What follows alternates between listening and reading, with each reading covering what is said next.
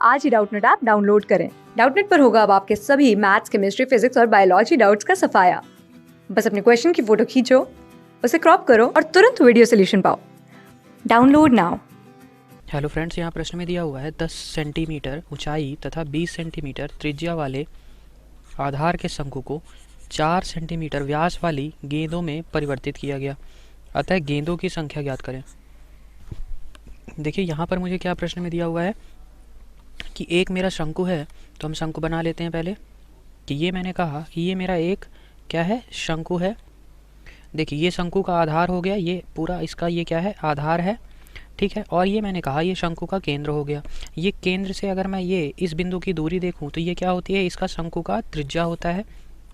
और अगर मैं एक किनारे से दूसरे किनारे पे पहुंच जाऊं आधार पे और केंद्र से होते हुए, तो ये जो लंबाई होती है ये क्या होती है, शंकु के लिए व्यास कहलाएगी, ठीक है। व्यास को हम डी से लिखते हैं। तो देखिए यहाँ पर मुझे क्या दिया हुआ है, 10 सेंटीमीटर ऊंचाई तथा 20 सेंटीमीटर त्रिज्या वाले आधार के शंकु को 4 सेंटीमीटर व्यास की गेंद में परिवर्तित किया जाता है, ठीक है।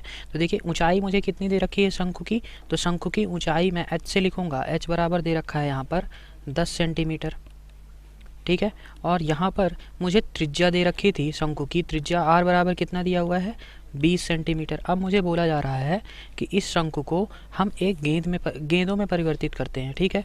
तो देखिए ये मैंने गेंद बना ली, ठीक है। तो मुझे यहाँ से ये पूछा जा रहा है कि कितनी गेंद हम बना पाएंगे अगर इस गेंद का व्यास जो है, इस गेंद का व्यास जो है ये कितना है, व्यास d बराबर व्यास कितना है, 4 सेंटीमीटर, ठीक है। देखिए 4 सेंटीमीटर व्यास दिया हुआ है गेंद का। तो देखिए मैं आपसे ये कहूँ कि अगर इसको एक शंकु को गेंद में बनाया जा रहा है तो आयतन तो बराबर रहेगा। तो देखिए हम यहाँ पर आयतन बराबर कर देते हैं बस। तो सबसे पहले हम शंकु का आयतन लिखते हैं। तो शंकु का आयतन ये कितना हो जाएगा, देखिए ये होता है 1/3 पाई गुणे त्रिज्या का वर्ग गुणे h ऊंचाई, ठीक है। तो देखिए यहाँ पर ये त्रिज्या मेरी स्मॉल r से लिखी है मैंने, तो इसको मैं लिखूँगा 1/3 गुणे पाई गुणे त्रिज्या r का वर्ग गुणे h। और यहाँ पर मुझे त्रिज्या और ऊंचाई पता है, तो देखिए हम ये इसका यूज़ करके आयतन निकाल सकते हैं। और मुझे देखिए अगर मैं आपसे कहूँ कि गेंद का आयतन बोलूँ तो गेंद का आयतन क्या आ जाएगा, गेंद का आयतन। तो देखिए यहाँ पर मुझे गेंदों की संख्या पूछी थी, तो मैंने कहा कि मैं मान लेता हूँ कि x गेंदें बनाई जाती है, x मैंने मान लिया कि गेंदों की संख्या है, ठीक है। तो देखिए यहाँ पर गेंदों का आयतन मैं देख लेता हूँ, कुल आयतन कितना होगा, यह आ जाएगा, एक गेंद का आयतन अगर मैं कहूँ तो ये हो जाएगा 4/3 गुणे त्रिज्या का घन, और कुल गेंद कितनी है, x मैंने मान ली है, तो इसमें x का गुणा कर दूं मैं, ठीक है। अब मुझे आयतन बराबर करना है, तो मैं यहाँ से लिखूँगा 1/3 पाई r का वर्ग गुणे ऊंचाई h बराबर 4/3 पाई, यहाँ पर ये गेंदों का आयतन, यहाँ पर त्रिज्या कितनी है, त्रिज्या यहाँ पर अगर ये व्यास d है, d बराबर 4 सेंटीमीटर है, तो त्रिज्या r बराबर ये कितनी हो जाएगी, 2 सेंटीमीटर, ठीक है। देखिए इसकी त्रिज्या को आप r1 लिख लीजिए, इसकी त्रिज्या को आप r2 लिख लीजिए। इसी प्रकार व्यास d1 और d2 लिख लीजिए ताकि आपको कोई कन्फ्यूजन ना हो। तो देखिए ये क्या आ जाएगा, इसको मैं r1 लिख चुका हूँ, इसको मैं लिख लेता हूँ r2 का घन आ जाएगा, ठीक है। r2 का घन होता है यहाँ पे गुणे x, ठीक है। तो देखिए यहाँ से अब कौन कौन सी वैल्यूज़ कट जाएंगी, तो 1/3 से ये 3 चला गया, ठीक है।